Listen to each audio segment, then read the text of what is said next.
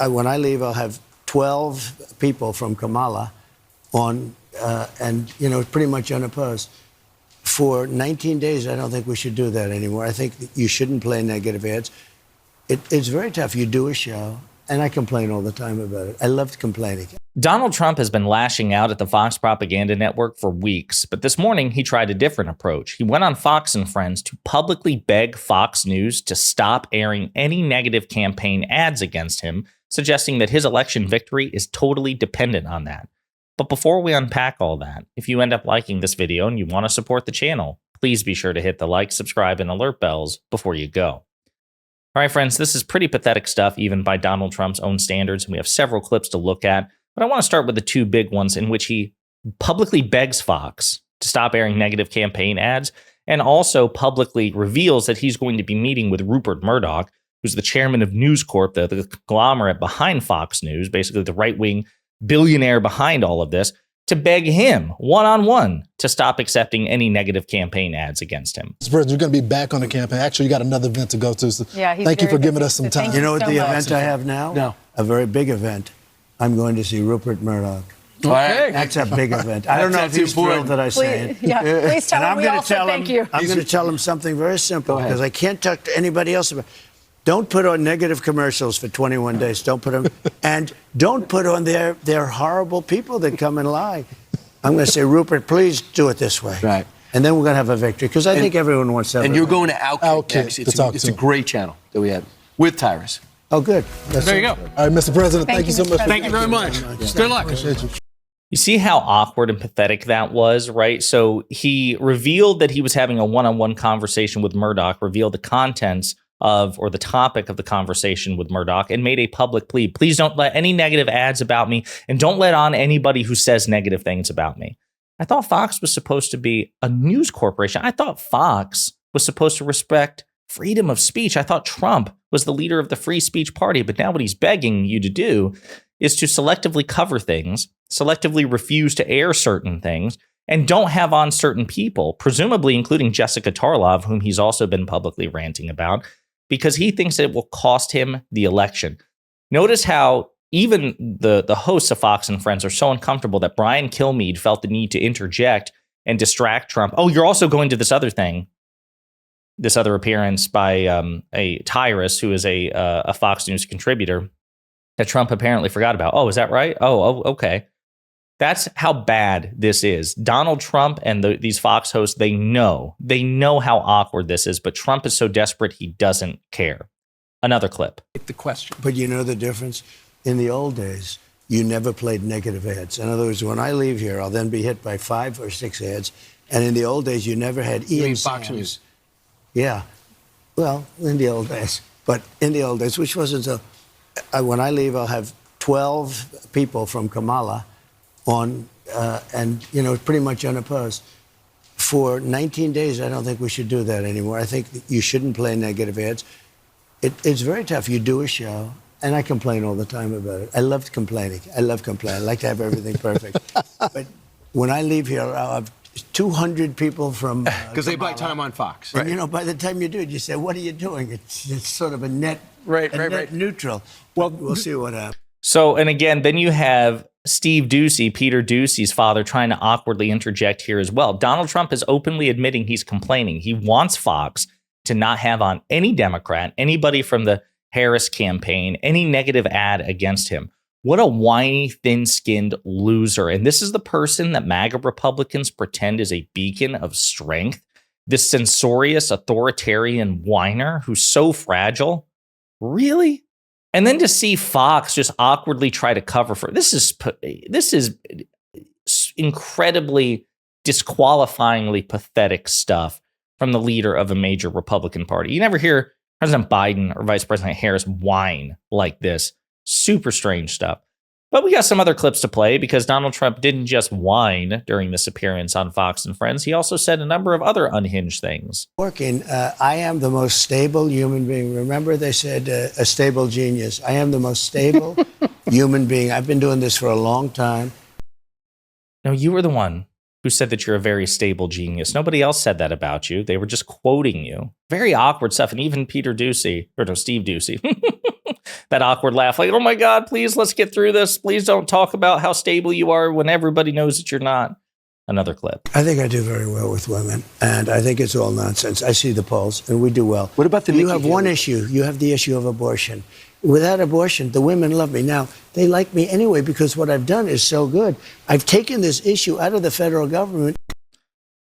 Women didn't want the issue out of the federal government, you moron. They wanted Roe v. Wade protections at a federal level. There's a reason why even in conservative ruby red states like Kansas and Kentucky and Ohio, abortion referenda results in landslide victories for the Democrats and utter defeats for the Republicans, because it turns out even women in conservative states, for the most part, do not want their abortion rights restricted. So you're just dead wrong about that. And he says he talks about the polls. Well, again, as Jessica Tarlov, whom he hates, often points out, Trump's gender gap with women is greater than the gender gap Kamala Harris has with men, meaning more women dislike Donald Trump than men dislike Kamala Harris. And women not only outnumber men, but they're a more reliable voting bloc. This is a bigger issue for Trump than men are for Harris. And yet people want to talk about Harris's issues with men, which is fair enough because she should shore up her weakness there. But if she should shore up her weakness there, Donald Trump has an even greater imperative to shore up his very tangible weaknesses with women. So when he says he looks at the polls, that's evidently not the case. Another clip. It's not anything to do with school choice, also. Okay. But also, separate from school choice, we're going to take the Department of Education, close it. I'm going to close it. We'll have one person, could be you if you decide to retire. Okay, Mr. President, here's what bothers me. Central casting. Here's what bothers me about that. So let's say you have a liberal city, let's Los Angeles, San Diego, and they just decide we're going to get rid of that history. We got new history. This is America built off the backs of slaves on stolen land. And that curriculum comes in. Then we don't send them money. We would save half of our budget. Okay. So that's Trump threatening to first shut down the Department of Education. Then he says, okay, we're definitely not going to send any federal funding to schools that teach that America was built off the backs of slaves, which is true, and that America was founded on stolen land, which is also true. These things are unambiguous facts. I'm not sure what's in contention there. America has a very dark history, and you don't have to hate your country to recognize that. A true patriot is somebody who loves America because they want America to improve. They recognize America's not going anywhere. We'd rather live here than anywhere else on earth, but it has very obvious flaws. And those flaws need to be recognized and addressed. And in terms of our history, it's also profoundly dark in various instances. And those also need to be identified correctly. To pretend that America wasn't founded on the backs of slaves on stolen land is just categorically ridiculous. Now, Trump's response to that is to say, well, if they tell the truth, I'm not going to send them federal funding. And also, we're going to close the Department of Education and just leave it up to the 50 states. Well, given that red states in particular, not all, but as a general proposition, red states are less educated than blue states.